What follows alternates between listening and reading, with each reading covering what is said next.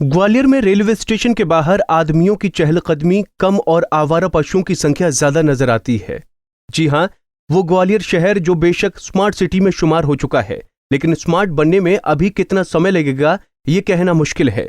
सड़कों पर बेखौफ घूमती ये आवारा गौएं कम से कम ये यही बयां कर रही हैं। ग्वालियर की ज्यादातर सड़कों पर इन्हीं गौ माताओं का राज है और मदमस्त होकर चलती हैं, जब चाहे शहर की सड़कों पर जाम लगा देती हैं और हादसों का कारण भी बनती हैं।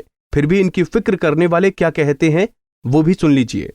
जो निराश्रित जो पशु हैं, इसमें मतलब गोवंश हो चाहे दूसरे पशु हों, कुत्ते भी हों, उनको पकड़ने की अभियान नगर निगम द्वारा चलाया जा रहा है और चल भी रहा है। आप देख भी रहे होंगे, हम रोज कर रहे हैं। स्वच्छता के तहत भी हम ये कार्रवाई कर रहे हैं। कल एक बहुत ही हृदय विदारक घटना हुई, मतलब जिसमें एक व्यक्ति की इसमें मृत्यु भी हो गई है। तो ये बहुत ही मतलब शोक की खबर है और नगर निगम इसमें पूरा प्रयास कर रहा है कि ऐसे निराश्रित जो पशु हैं उनको यथाशीघ्र उनको सड़क से लेकर उनको वो जमा करें और अपने खिड़क में और उसके बाद उसमें कार्रवाई करें। तो वो नगर निगम कार्रवाई कर रहा है। इसमें पालतू जानवर जो घूम रहे हैं सब लोग छोड़ देते हैं, उन पर भी हम लोग कार्रवाई करते हैं, उन पर जुर्माना करते हैं। इसका स्थायी सोल्यूशन भी कुछ डिस्कस किया जा रहा है। इसमें स्थायी सोल्यूशन के संदर्भ में कुछ यहाँ पूर्व में प्लानिंग भी हुई है ग्वाला नगर बसाने की, या हम लोग ये भी प्रयास कर रहे हैं कुछ ग्रामीण गौशालाएं अगर कैपेसिटी उनकी है तो वहाँ भी हम कुछ गोवंशों को छोड़ सकें। तो इस प्रकार का कुछ ना कुछ हम लोग वर्कआउट कर रहे हैं। जल्दी इसमें कोई स्थायी सोल्यूशन निकलेगा, लेकिन इस बीच हमारी जब तक कि सोल्यूशन निकला तब तक भी हम अपने निराश्रित जो भी पशु हैं उनको मतलब पकड़कर उनको अपने खिड़क वगैरह में लाके कार्रवाई कर रहे हैं। शहर की सड़कों पर बेफिक्र होकर घूमने वाली गौओं में आवारा किस्म की गाय ही नहीं बल्कि पालतू गायें भी हैं, जिनके मालिक सुबह दूध दोहने के बाद सड़कों पर छोड़ देते हैं और शाम ढलते ही वापस ले आते हैं। वहीं आवारा जानवरों के मुद्दों को लेकर कांग्रेस भी हमलावर हो गई है और बीजेपी को आड़े हाथों लिया है। कांग्रेस प्रदेश प्रवक्ता आरपी सिंह ने बीजेपी पर गाय के नाम पर सिर्फ राजनीति करने का आरोप लगाया है और कहा कि नगर निगम में बीजेपी भ्रष्टाचार करने में जुटी है। प्रयास बहुत अच्छे स्तर पर शुरू किए हैं। आपने लालटेपारा की गौशाला पहले देखी और आज की स्थिति आप देखिए कितनी सुधर गई है। हालांकि वो जो संत महर्षि जो आए हैं उनका बहुत भारी समर्पण है। मैं उनका साधुवाद भी करता हूँ, उनका धन्यवाद भी देता हूँ। इसके अलावा रानी घाटी पर कई हेक्टेयर में एक विशाल गौशाला का निर्माण हुआ है जहाँ पर अभी यज्ञ भी चल रहा है।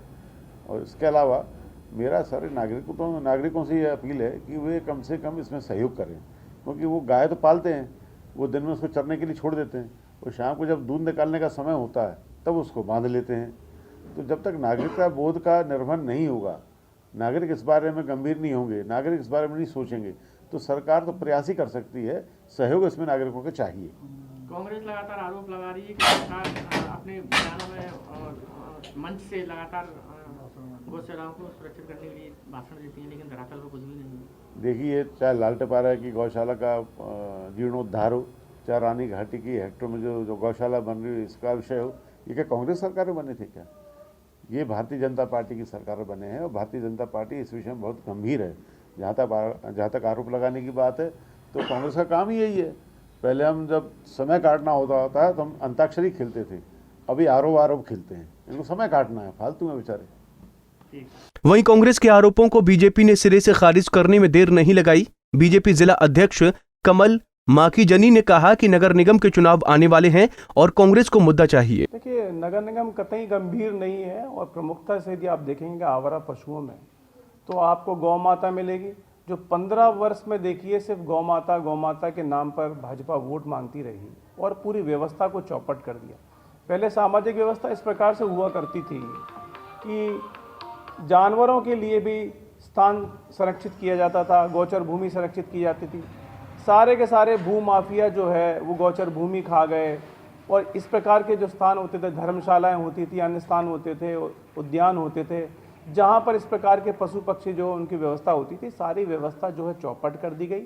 और जितना भाजपा और नगर निगम जो है आज पोस्टर, बैनर, पब्लिसिटी में खर्च कर रही है, यदि उसका आधा पैसा भी व्यवस्था में खर्च करे तो आप पाएंगे कि ये आवारा पशुओं की समस्या की समाप्ति हो जाएगी। साथ में जिस प्रकार की दुर्घटनाएं हो रही हैं इनकी वजह से, सड़क पे आने की वजह से, वो भी समाप्त। गौर करने वाली बात है कि आवारा पशुओं को लेकर पक्ष और विपक्ष हमेशा एक दूसरे को लेकर सवाल उठाते रहते हैं, लेकिन समस्या के स्थायी समाधान की किसी को परवाह नहीं है और शायद आने वाले निगम चुनाव में फिर से कुछ ऐसे ही वादे किए जाएं।